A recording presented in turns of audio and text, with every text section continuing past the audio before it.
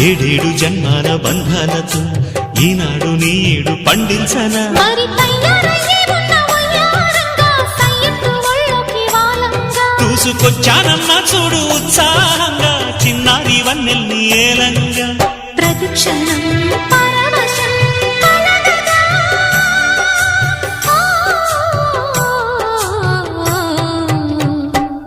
మనసా పలకవే మధుమాసపు కోయిలవై చెలిమే తెలుపవే చిగురాశల గీతికవై